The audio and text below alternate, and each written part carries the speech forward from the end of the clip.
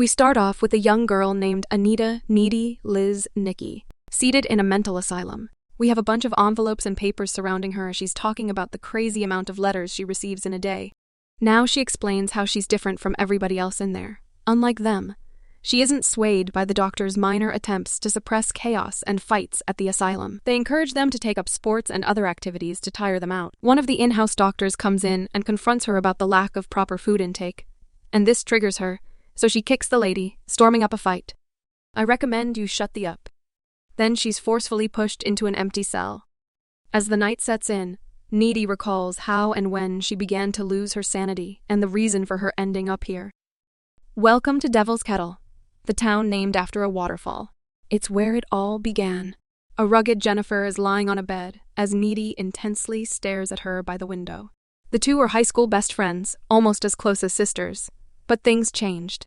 She begins to explain the events that led up to it. Yeah, it's a flashback within a flashback. Nolan would be impressed. Their contrasting appearances and personalities made it hard for people to believe how close they actually were. Jennifer tells Needy about a music band coming to perform in their town. They're called Low Shoulder, and Jennifer was fawning over the lead singer she saw on the band's MySpace page. For the Gen Z kids, MySpace is an ancient Facebook. Forget about it. Needy initially refuses that idea because she's already made promises with Chip, her boyfriend, for the night, but she eventually gives in. Needy spends her time seriously contemplating over her outfits, so as to look like a cool kid and live up to being Jennifer's bestie. Chip begins to complain about how Needy always complies and does everything Jennifer says, but she's naive and in denial of his statement. She claims how they both just happen to have a lot in common, and they're best friends, or BFs, as she's putting it.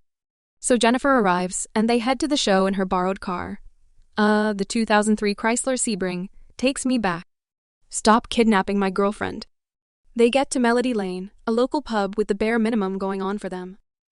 Just a few minutes in, and Jen's already turning heads, having a line of guys take their shot at her. But she sees herself to be too good for any of them. Then the band arrives, diverting everyone's attention.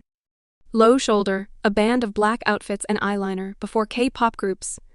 These guys were the real deal. Jennifer's already drooling over him, and she drags Needy to go and make a move.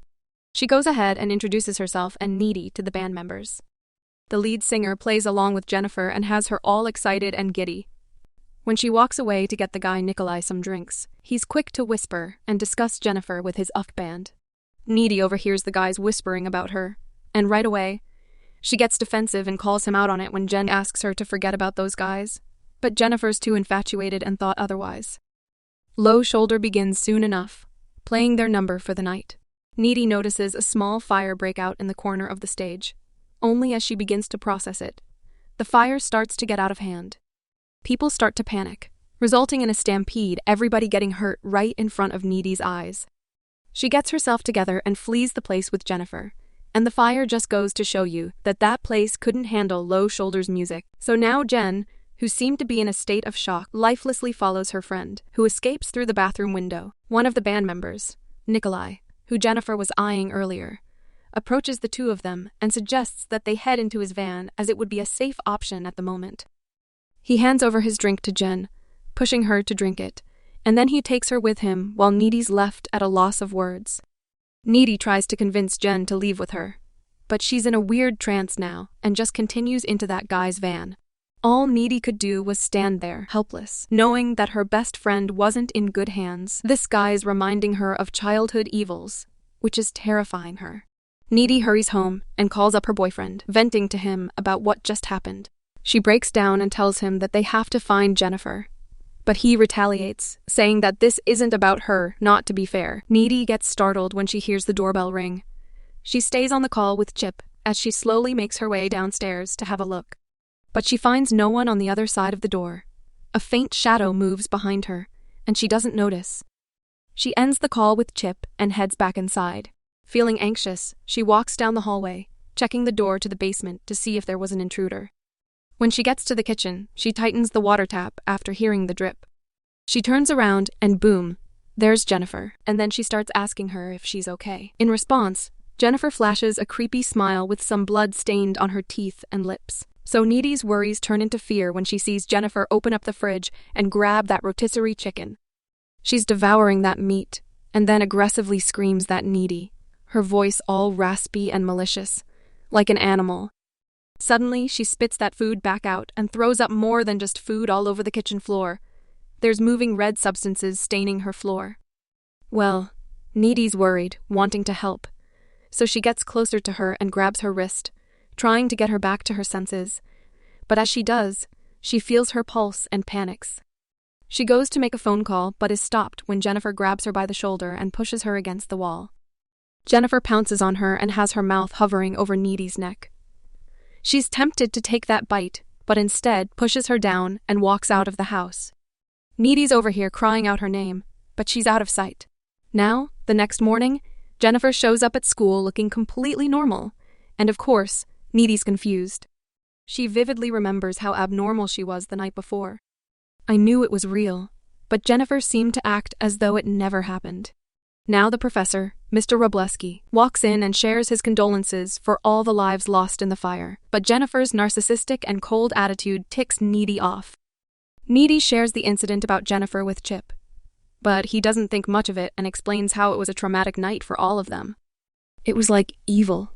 Now Jennifer approaches a guy from school, Jonas Kozel. He lost a family member in the fire last night. And Jennifer takes this fact to her advantage and lures him into the woods, and does what she can best to seduce him. But amid their makeout session, she morphs into this monstrous being and just eats this guy alive.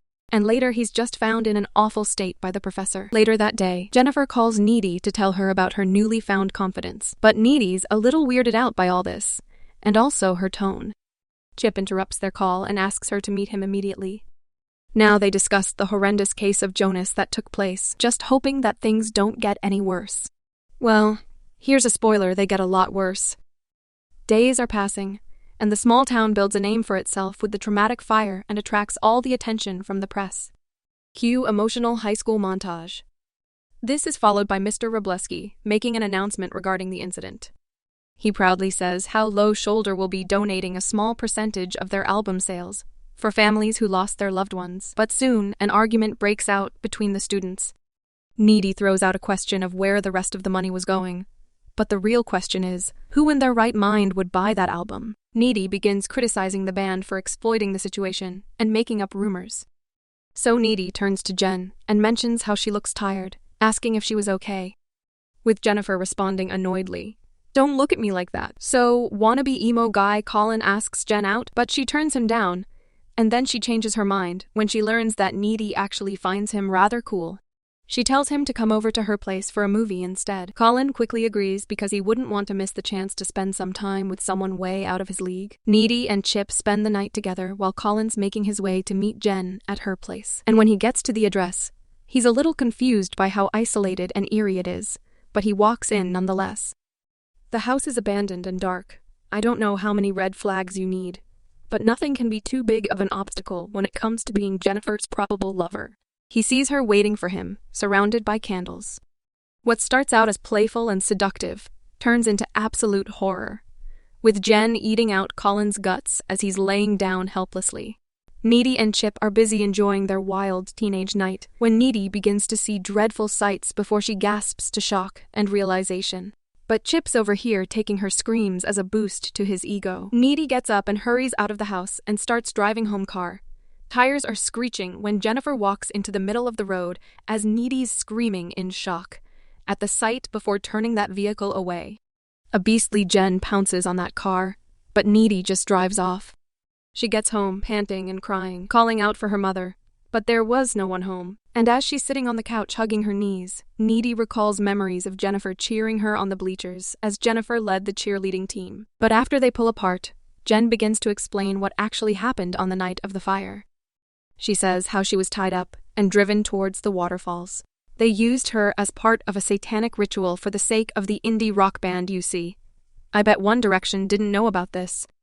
They brutally hurt Jennifer that night, but she woke up from the dead and made her way to Needy's house afterwards. Now we're here at Colin's funeral, and after Needy takes it upon herself to learn more about what Jennifer really was, she gathers all her info and explains it to Chip. She says that on the night of the ritual, Jennifer had lied about being a virgin. When a sacrifice is impure, it leads to the person turning into something inhumane and demonic, which explained her cannibalistic nature. She was neither alive nor dead, as per the laws of science. The high school dance was right around the corner. Needy knew exactly how it would end. Chip finds it hard to believe all her crazy theories. Needy, I think you need help, and he's kind of disappointed about not being able to go to the dance together. Now on the night of the dance, Needy arrives before Chip, and she scans the place looking for Jen. As Chip is making his way to school, he meets up with Jen, and she asks him about Needy and makes up a story of how Needy was acting this way because of the intimate relationship she had with Colin. Doesn't take much for Chip to be convinced. He's all heartbroken and upset. Jennifer's taking advantage of his vulnerable state, and once again, you guessed it, folks, she seduces him. I just can't believe she would mess with your head like this. She lures him to an isolated pool, and when Chip tries to resist her, she pushes him into the water, and then begins to attack. Needy's frantically running and making her way towards him. Jennifer is already devouring Chip's neck. Needy plunges into the water, and the two girls are fighting recklessly. She riles Jennifer up by bringing up her insecurities and mocking her. Prepare to make Needy her next target. But Chip stabs her in the stomach with a rod before she gets the chance. She's physically hurt, but remaining unaffected. She escapes out of the building. After all this mayhem came to an end, Needy aids Chip. He was lying on the floor, breathing his last breaths. Jennifer's attack on him was brutal.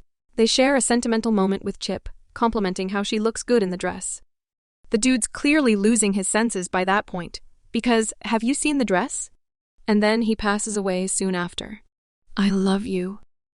Now coming back to a rugged Jennifer, who's lying on the bed as Needy intensely stares at her by the window. This was her last straw. Needy breaks in through the window and begins to attack Jennifer with a box cutter. The girls fight in an almost demonic way. Was this the only weapon that she could come up with? Jennifer bites her shoulder in retaliation, and they both begin to fight aggressively. Jen's got the floating ability to her advantage, and she tackles Needy midair, but Needy's not giving up. To her, Jen was no longer the same person she once knew. She knew she had to detach herself from Jen forever, and that's when she rips away the one thing that resembled their friendship. She pulls on that BFF necklace hanging on Jennifer's neck, throwing it away. And it all comes to an end with that. Jennifer falls back onto the bed, and Needy jumps on top. She uses that cutter on Jennifer's chest, ending her life. And then Jen's mom walks into this frightful scene with her daughter in bed, and Needy posing as a murderer. From that point, she's officially classified as psychotic, and that's how she ended up at the mental asylum. All right, but no one ever found Chip. Is that dude still lifeless by the pool? Jennifer's bite on Needy's shoulder from that night is still very prominent, but it had its perks. That wound added onto her new personality with some of Jennifer's supernatural abilities. She floats her way up to the cell's window and effortlessly breaks out of there. Now she walks out. She comes across the lake where she happens to discover a knife. It was the same one used by the guys who attacked Jen that night. That's when she made the decision she's going to get her revenge and end the people who started it all. Low Shoulder, the band on their successful national tour. And I don't think they can imagine the horrors coming their way. But for now, that's the end. We hope this summary has been helpful in refreshing your memory, or providing a brief overview of the film's plot. Thank you for watching, and don't forget to subscribe to our channel.